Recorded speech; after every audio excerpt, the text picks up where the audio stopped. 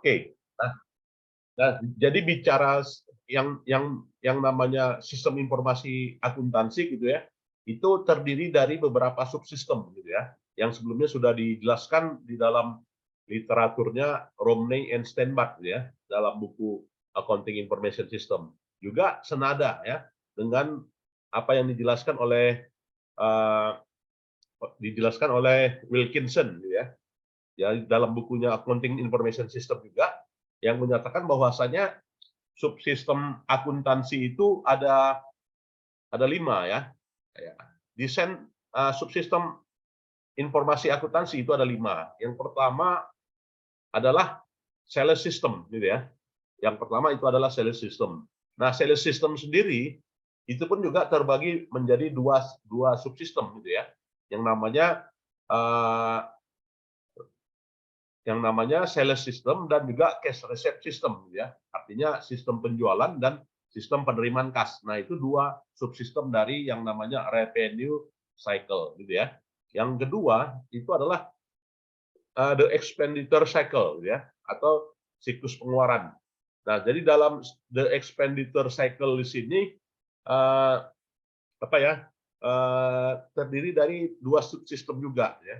Jadi the expenditure cycle itu meliputi yang namanya purchase system ya, dan juga cash disbursement system atau disebut dengan sistem pengeluaran kas gitu ya.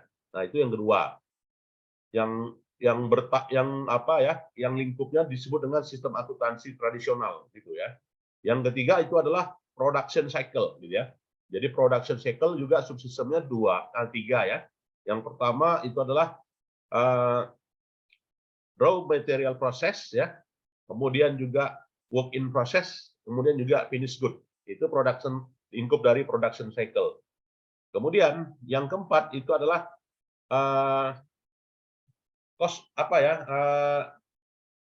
revenue, kemudian expenditure, kemudian production, ya, kemudian juga human resource, ya, atau juga disebut dengan payroll cycle, gitu ya, human resource atau juga payroll cycle. Nah, itu bagaimana menerangkan ya sistem yang memproses ya, mulai dari recruiting sumber daya manusia sampai pada proses retirement, ya, permindahan atau juga proses pensiun, gitu ya. Nah, itu subsistemnya. Dan yang kelima itu adalah disebut dengan General Ledger and Reporting System. Nah, jadi GLRS, nah, disebut orang GLRS ya, General Ledger and Reporting System. Nah, jadi General Ledger and Reporting System itu juga itu membahas ya bagaimana sistem pemrosesan buku besar dan pelaporan keuangan ya, mulai dari laba rugi gitu ya, sampai pada laporan keuangan pencatatan atas catatan atas laporan keuangan gitu ya. Nah, itu merupakan yang namanya subsistem yang kelima. Nah, sekarang bagaimana dalam konteksnya digital subsistem itu gitu ya? Apakah sama gitu kan? Apakah berubah gitu ya? Nah, jadi dalam konteks digital accounting system di sini gitu ya, itu nantinya gitu ya, Dashbook menyatakan ya dalam literaturnya di tahun 2015 ini gitu ya, dia menyatakan bahwasanya dipengaruhi oleh yang namanya proses digital gitu ya. Semuanya proses-proses siklus pendapatan ya kan, siklus produksi, siklus sumber daya manusia dan sistem pelaporan keuangan tadi gitu. Itu semuanya serba digital ya. Artinya digital accounting masuk atau disebut dengan e-accounting masuk atau juga disebut dengan e-ting katanya ya. Dan juga gitu ya, berbasis base. Ya, jadi semuanya udah berbasis base dan juga peranan dari software accounting itu sendiri juga berperan ya di dalam siklus akuntansi. Dan juga peranan dari electronic data interchange yang memprosesnya. Nah, jadi yang memproses electronic data interchange, pertukaran data secara elektronik itu terjadi antar berbagai siklus tadi gitu ya. 5 subsistem tadi. Itulah yang dikatakan dengan Enterprise Resource Planning, gitu, ERP. Jadi ERP itu gabungan antara 5 dari subproses dari sistem akuntansi tadi. Ya.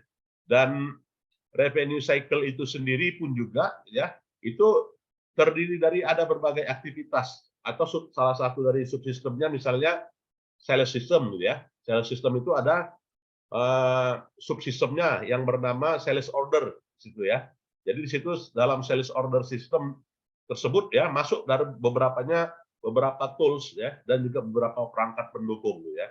Ya mulai dari sistem pergudangan, sistem penagihan. Nah, itu menggunakan beberapa tool ya. Nanti akan kita lihat toolnya apa saja gitu ya. Begitu juga expenditure cycle gitu ya. Jadi siklus pengeluaran yang meliputi mulai dari sistem order ya, sistem menerima order, kemudian juga pembayaran barang dan jasa ya kan, tidak lepas dari yang namanya apa ya, beberapa perangkat supporting action dan juga electronic invoicing ya dalam prosesnya gitu ya. Nah, begitu juga conversion cycle. Ya, jadi conversion cycle di situ supply chain manajemennya juga ikut terlibat ya. Nah, begitu. Nah, inilah yang dikatakan dengan apa tadi gitu ya. Paradigma akuntansi dalam lingkup ini ya, dalam lingkup digital accounting gitu ya. Oke. Nah, sekarang kita coba melihat ya bagaimana framework dari digital accounting itu sendiri ya pada saat ini. Ya, apa itu digital accounting gitu ya? Nah, kita akan melihat bahwasanya digital accounting gitu ya, itu istilah yang mengacu pada beberapa digit nomor gitu ya. Jadi beberapa digit nomor yang ada pada satu lokasi gitu ya. Yang ada dalam satu lokasi yang menunjukkan itu adalah informasi bisa berupa satu atau juga bisa berupa nol ya, atau konten data berupa satu atau juga nol ya, yang dibaca, ditulis dan juga disimpan ya dalam media penyimpanan mesin ya. Jadi digital accounting itu menggunakan awalan ya, menggunakan awalan yang namanya E. Jadi yang menggunakan awalan yang namanya E tersebut yang bermakna bahwasanya terjadi ini ya, electricity ya, atau juga proses elektronik gitu ya, proses elektronik dalam bekerjanya mesin tersebut, yaitu yang namanya komputer gitu ya. Nah, jadi digital accounting itu ditandai dari adanya menggunakan apa ya, menggunakan prefix yang bernama E ya. Nah, digital accounting gitu ya, atau juga e-accounting ya, ini merupakan suatu proses analog gitu ya. Jadi suatu proses analog yang merepresentasikan ya sistem informasi akuntansi itu dalam bentuk format-format tertentu gitu ya. Dan secara elektronik itu memanipulasi mana yang ditransmisikan ya. Dan digital accounting itu tidak hanya merupakan sebuah standar saja gitu ya, tetapi mengacu pada perubahan perhitungan dan juga jaringan teknologi. Jadi bukan hanya apa ya, tapi dalam lingkup yang luas yaitu lingkup jaringan gitu ya.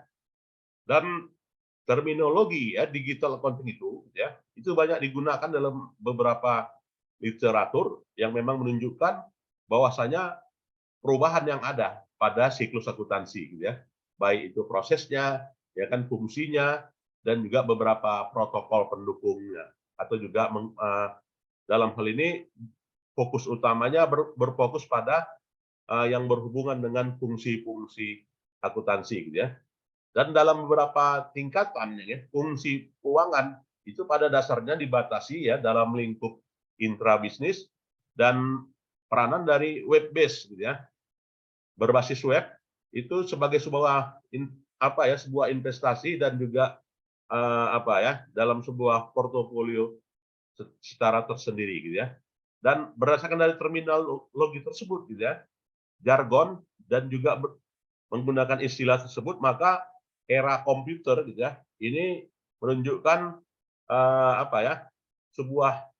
sebuah judul ya, atau juga sebuah topik di mana banyak terjadi perdebatan yang mendapatkan jawaban secara berulang-ulang, dan cakupan dari topik ini, nah, dan inilah yang merupakan pembahasan kita ya.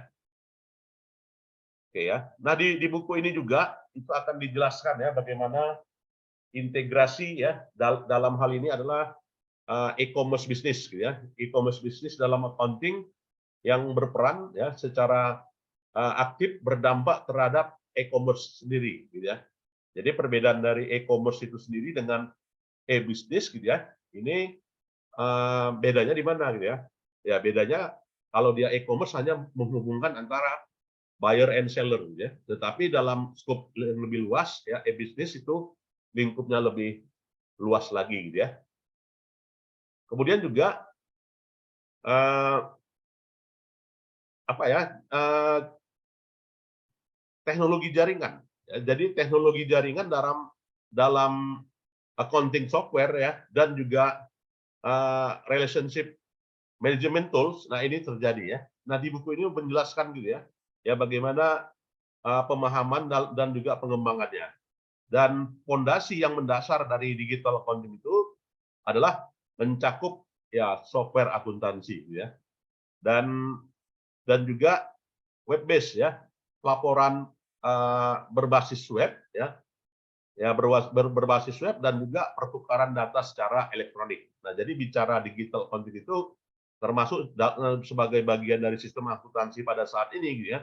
Itu tidak lepas atau juga cakupannya meliputi web based ya, kemudian juga electronic data interchange dan juga accounting software ya. Nah, itu. Dan juga dampak ya dari internet dan juga enterprise resource planning. Nah, ini diklasifikasikan dan ditunjukkan dari masing-masing siklus tersebut ya. Dan pendekatan yang ditangani ya, yaitu berupa pengembangan ya. Dengan melakukan pengembangan ya konteks-konteks yang ada ya secara komprehensif dan dilakukan pengujian perubahan terhadap keberlangsungan dari siklus akuntansi tersebut ya. Nah, ini. Ya. Nah, itulah sekilas pengenalan dari materi ini ya. Oke, nah sekarang kita melihat di chapter satunya ya. Itu adalah rangka secara menyeluruh dari digital accounting tersebut ya. Nah, jadi itu tadi gitu ya, yang sudah kita ketahui ya. Terminologi digital itu apa gitu ya? Digital itu adalah upaya ya penyimpanan data atau juga pengelolaan data yang direpresentasikan atau juga yang ditunjukkan dalam bentuk nilai 0 dan juga 1 gitu ya. Dan juga menggunakan beberapa mesin penyimpanan gitu ya. Dan juga peranan dan spesialisasi accounting software ya, dan juga enterprise resource plan system dan juga local area network dan juga wide area network. Nah, di sini juga merupakan alat ya, alat bantu yang namanya digital accounting tadi gitu ya. Ya, kemudian juga kira-kira digital accounting itu apa sih fondasinya gitu ya, atau juga root-nya gitu ya, atau juga mengakar kemana gitu ya. Jadi accounting dalam suatu waktu gitu ya, ini paradigmanya disebut juga dengan lagging science gitu ya. Nah, jadi kita kalau kita membaca ya evolusi dari accounting itu sendiri yang semula adalah accounting is art katanya kan. Accounting itu adalah seni ya kan. Kemudian accounting itu adalah bookkeeping gitu ya.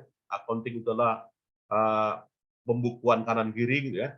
Kemudian juga paradigmanya berubah, accounting is science ya kan. Kemudian juga berubah ya, accounting is technology information gitu ya. Kemudian juga berubah gitu ya pada saat terminologi ini e-book ini menggunakan accounting is lagging science.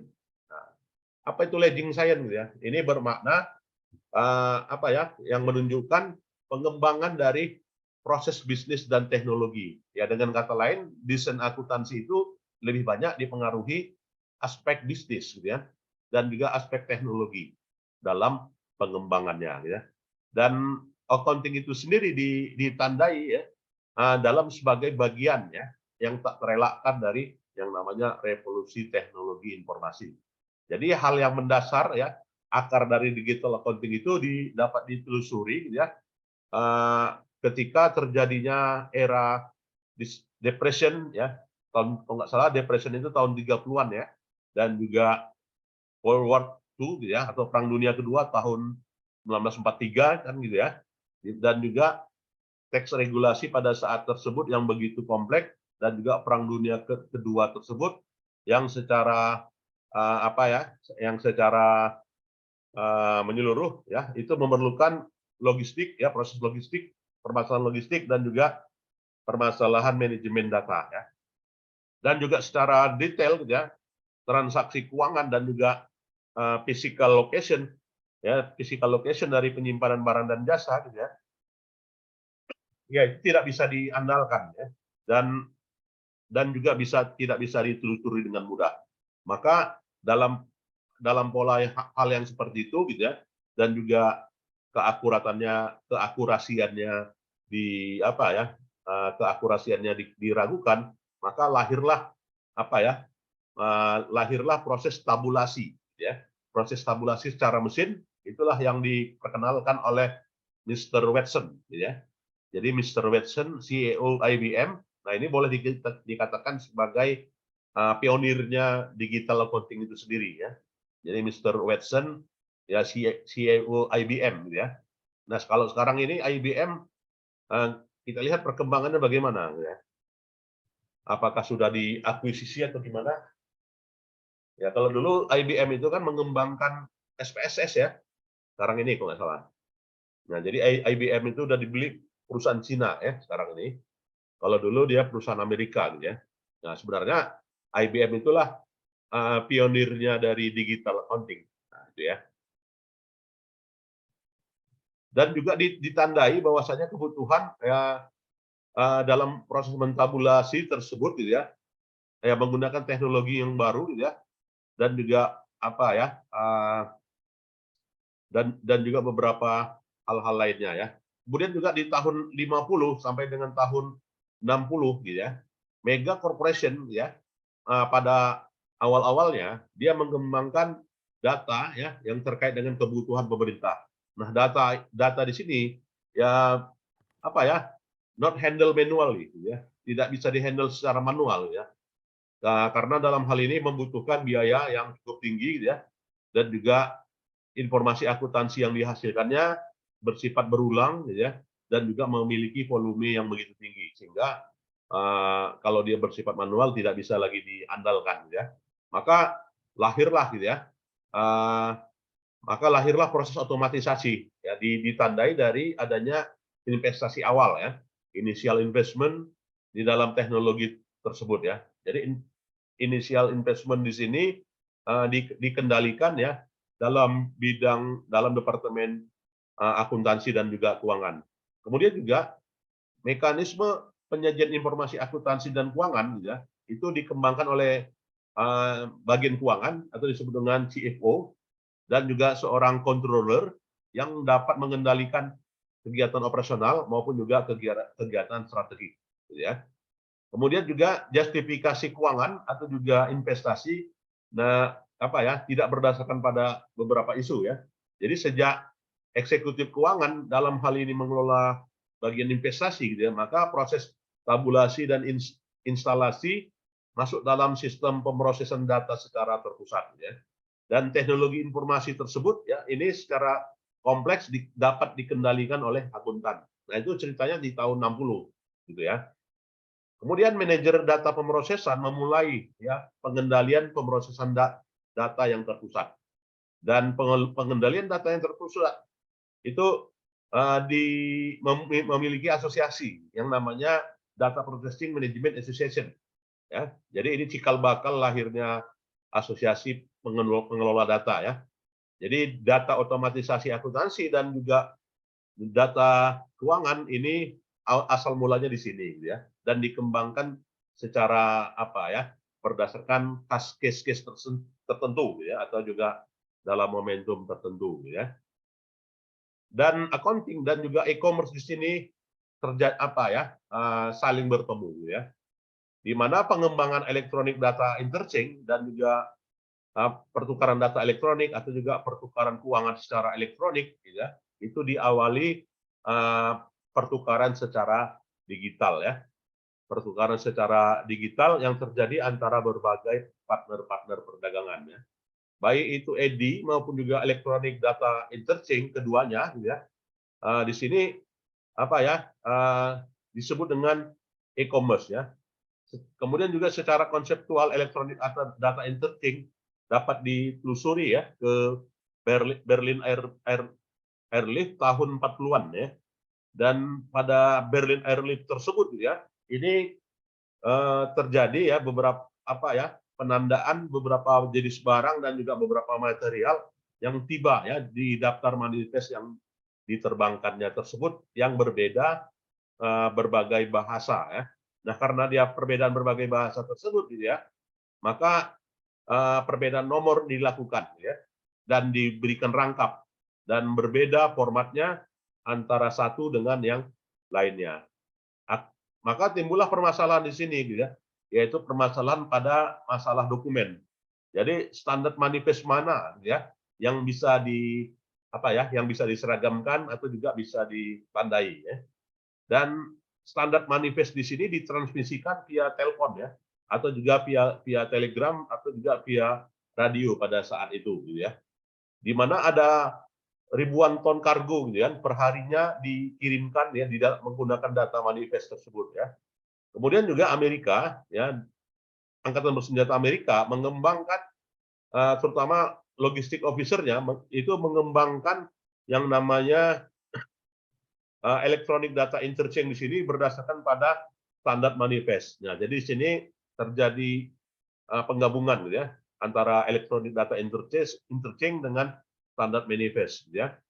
Di mana pertukaran data secara elektronik itu menggunakan standar terformat ya per dokumen yang ditransmisikan yang bisa dibaca diproses secara elektronik. Nah, jadi kalau tadi bedanya hanya pengelompokan nomor ya, tetapi tidak bisa dibaca secara elektronik. Lantas Amerika mengembangkannya. Nah, kira-kira demikian ya.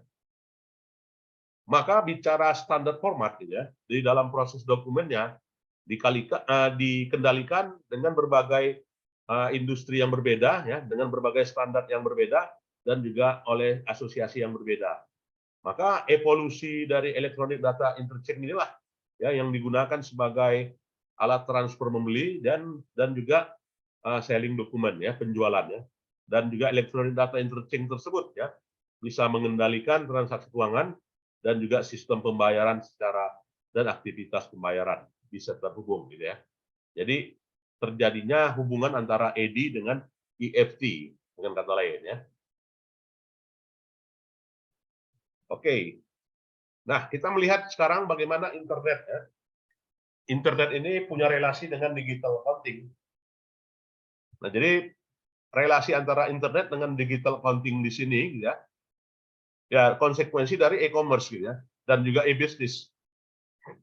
Ya, dalam e-commerce dan e-business di sini gitu ya. Maka ditandai dari pertukaran ya secara intra maupun juga secara inter dalam setiap proses. Dan pertukaran tersebut didasari pada praktik-praktik yang dilakukan secara bisnis. Dalam area keseluruhan, ya accounting dan keuangan termasuk di dalamnya, dalam hal ini ya timbul berupa revolusi secara spektakuler ya. Jadi memunculkan perubahan yang begitu banyaknya, gitu ya. Dan lingkup dari teknologi baru dapat menggantikannya secara aspek lain yang mempertimbangkan aspek biaya dan juga aspek manfaatnya ya yang sudah teruji. Dan perubahan tersebut ya kemungkinan dalam hal ini accounting bisa dianalisa ya lebih baik ya dari menggunakan beberapa poin-poin sebelumnya. Nah, inilah ya. Jadi sejak adanya internet dan e-commerce tersebut ya itu diapresiasi sebagai sebuah evolusi dari digital accounting ya. Dan internet sendiri gitu ya ini adalah yang menghubungkan ya, namanya juga internet ya definisinya adalah internet network gitu ya. Jadi fungsinya adalah collection of connected computer network ya. Jadi menghubungkan antara satu komputer satu dengan komputer lainnya. Dan koneksinya ini dikendalikan ke seluruh dunia dan menghitung ya atau juga diperhitungkan terkait dengan berbagai jenis aktivitas dan juga skala bisnis ya, kemudian skala entertain, skala komunikasi juga ya. Dengan kata lain internet bukan bukan hanya sebagai hub ya, tetapi dan juga bukan sebagai sebuah perusahaan pemerintah ya, tetapi di sini adalah apa ya, sebuah lingkup individual, corporation atau juga government. Jadi secara spesifik informasi yang ditransmisikan dikembangkan oleh yang namanya protokol ya. Jadi internet protokol inilah yang mengirimkan aliran informasi yang satu dengan yang lainnya melalui alat medium komunikasi yang berbeda ya. Begitu juga menggunakan berbeda software, berbeda platform, berbeda language, tapi bisa dikirimkan secara bersama-sama. Itulah yang namanya internet ya. Jadi informasi atau juga internet di sini mentransmisikan ya atau ditransmisikan ya dengan fiber optik ya, atau juga melalui jaringan telepon ya, atau juga melalui transmisi satelit, atau juga melalui transmisi emisi lainnya ya. Nah, jadi struktur dari internet ini bisa terlihat ya dari gambar 2 ini. Oke. Nah, bagaimana antara local area network ya dengan wide area network? Ya, ini terhubung dengan dunia. Ya, terhubung dengan dunia melalui saluran ya, yang namanya saluran telepon, atau juga melalui saluran optikal, atau juga melalui satelit ya. Ya, itulah disebut dengan teknologi wireless gitu ya, yang melahirkan yang namanya telemarketing ya, e-tailing atau juga e-tailing. Ya. Dan pengembangan dari internet ini tahun 90-an bagaimana? Ya, bahwasanya root dari internet tahun 90-an di sini ditandai diawali di abad 19 ya, dengan mengembangkan yang namanya telegraf. Ya, jadi telegraf ini adalah alat mengkomunikasikan dalam bentuk dots dan juga dash ya, kodenya dot dan dash ya. Atau juga selain telegraf apalagi? Transatlantic cable. Nah, ya, transatlantic cable dan juga apalagi? Telepon all contribute ya to development the internet, the development of advanced research project agency network. Nah, ini tahun 60 memperkenalkan yang namanya interconnected computer. Jadi tujuan utamanya ARPANET itu adalah mengembangkan jaringan ya yang mencakup dari berbagai alternatif jaringan dalam tujuan tertentu. Jadi paket mekanisme switch atas data di sini ya itu adalah mentransfer dengan menggunakan kunci ya. Jadi mekanismenya adalah men-split data ke berbagai paket different yang berbeda dalam rute yang berbeda dengan tujuan yang berbeda juga ya. Nah, inilah kalau kita lihat evolusinya ya. Jadi boleh dikatakan pionir dari perkembangan internet itu sendiri adalah lahirnya telegraf ya. Jadi lahirnya telegraf abad 18 ya, terutama tahun 1836 ya, kemudian juga transatlantic cable ya tahun 1858 tahun 66. Nah, dianggap sebagai evolusi dari internet. Tahun 1876 telepon ya diperkenalkan. Ya, tahun 1962 ya, jadi telepon itu cukup lama ya. Cukup lama, banyak digunakan ya, manfaatnya dari abad 18. Bayangkan ya, dari tahun 1876 sampai tahun 1962 itu belum tergantikan ya peranan dari telepon itu sendiri ya. Sebagai bagian dari evolusi timeline dari internet itu sendiri. Dan tahun 69 ARPANET itu lahir ya, dan juga beberapa ide pertukaran data secara elektronik. Tahun 71 diperkenalkan namanya email. Ya, tahun 72 email itu dikembangkan di Norwegia dan juga England. Tahun 1976 email itu dikembangkan dalam beberapa kelompok atau juga beberapa grup, dan juga lahirnya sistem pertukaran elektronik data dan juga sistem pengiriman uang secara elektronik ya. Tahun 82 gitu ya, lahirlah yang namanya TCP/IP atau disebut dengan Transmission Control Protocol Internet ya. Jadi Transmission Control Protocol Internet di sini ini kerangka yang mendefinisikan internet ya, yang terkoneksi antara satu jaringan yang satu dengan yang lainnya. Jadi TCP/IP tahun 82 gitu ya. Ya, tahun 86 lahirlah NSF gitu ya, sebagai backbone kecepatan ya di Cleveland, Amerika. Oke, tahun 88 ya, tahun 91 ya, itu dikembangkan di Universitas Minnesota ya sebagai akses informasi yang ada di dalamnya. Tahun 1991 inilah lahirnya website ya, atau www ya. www di sini lahirnya ya inilah ya. www yang secara geografis ya dikembangkan apa ya dalam bentuk multimedia, dan www inilah ya sinonim dengan internet pada saat ini ya. Oke ya. Jadi www itu tahun 91 sebenarnya ya. Ya kalau saya sendiri ya kita sendiri mengenal internet itu tahun 99 mungkin ya, atau tahun 2000 lah ya. Tahun 2000. Nah, itulah apa aja ya. Sampai di Indonesia boleh dikatakan itu pun saya pada saat itu bisa mengaksesnya di Perpustakaan Universitas Padjadjaran Bandung gitu ya, tahun 2000. Nah, 2000 itu mengenal ya yang namanya www ini. Ya tahun 93 United Nations ya mengembangkan apa ya rumah online. Ya, rumah online di sini yang bisa membrowsing ya beberapa software dan juga merilis beberapa alat-alat peselancar yang populer ya. Tahun 94 dikembangkan atau dikembangkan secara komersil ya Microsoft itu sendiri. Tahun 96 sampai dengan 99 ya itu dikembangkan Golden Days of Internet. Tahun 2000 dikembangkan .com Revolution Crash ya. Tahun 2004 inilah dikembangkan ya Internet Delivered to Promise Revolution, dan juga beberapa alat global lainnya ya. Nah, itulah sekilas ya mengenai evolusinya ya dari internet itu sendiri yang melandasi dari perkembangan digitalisasi accounting ya.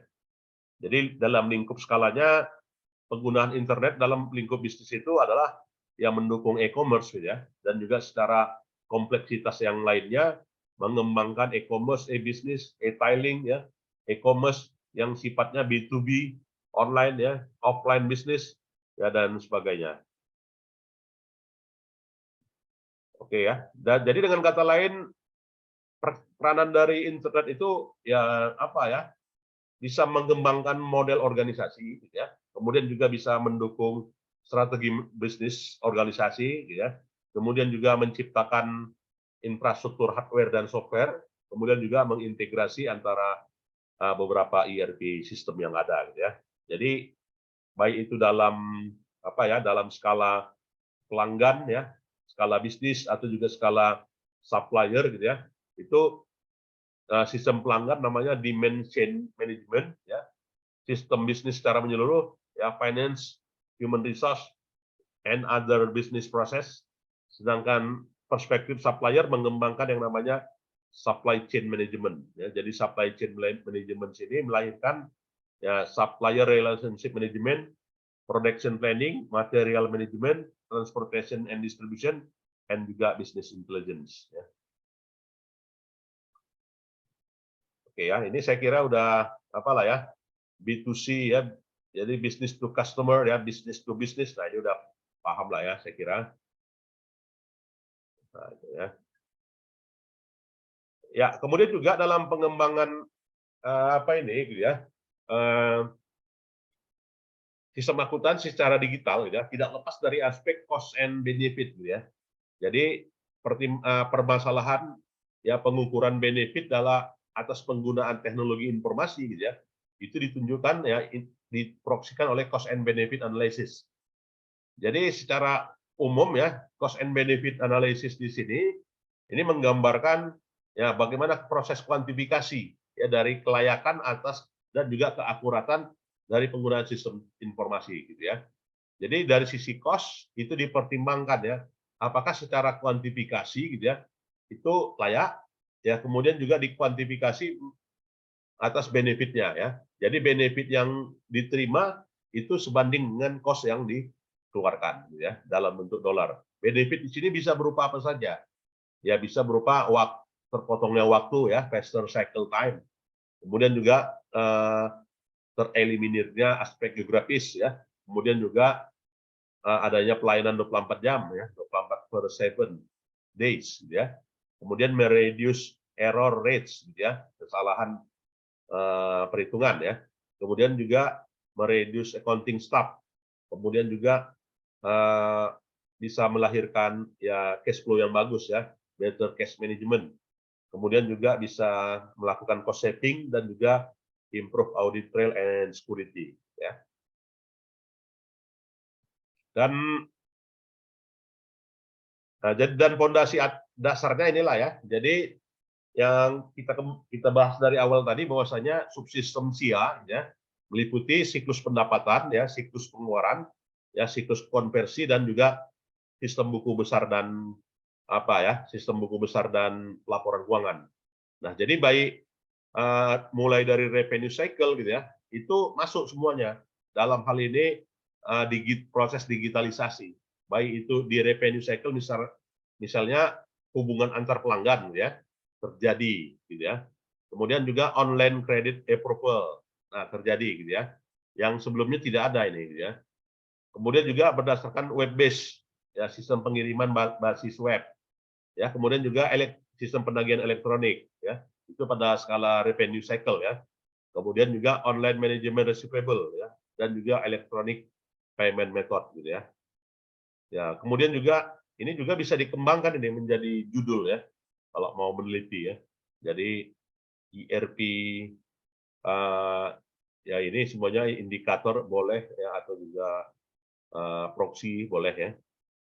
Di proses expenditure cycle juga ya, supplier management ya, kemudian electronic invoicing ya, procurement send atau online manager expense ya, atau juga online payroll ya.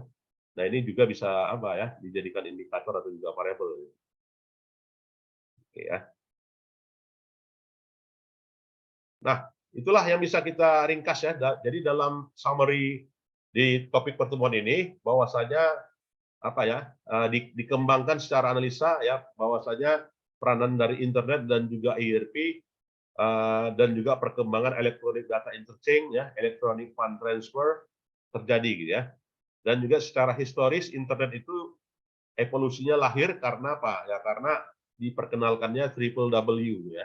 Jadi triple W inilah dampaknya luar biasa sekali ya kepada accounting dan juga dampaknya pada skala bisnis ya, skala bisnis dan terminologi e-commerce di sini bisa didefinisikan atau juga bisa dijelaskan secara komprehensif ya. Jadi definisi e-commerce dan juga accounting di sini merupakan sebuah diskusi secara konseptual ya, secara konseptual dan juga kita sudah mengenal ya aspek cost and benefit tadi juga kita bahas ya. Nah, inilah topik-topik pada pertemuan kali ini ya. Dan ini literatur yang digunakan oleh penulis ya pada e-book textbook ini ya. Textbook ya. Saya udah email juga sama beliau ini. Bagus bukunya. Ya, mungkin silakan Bapak Ibu ada yang mau kita diskusikan?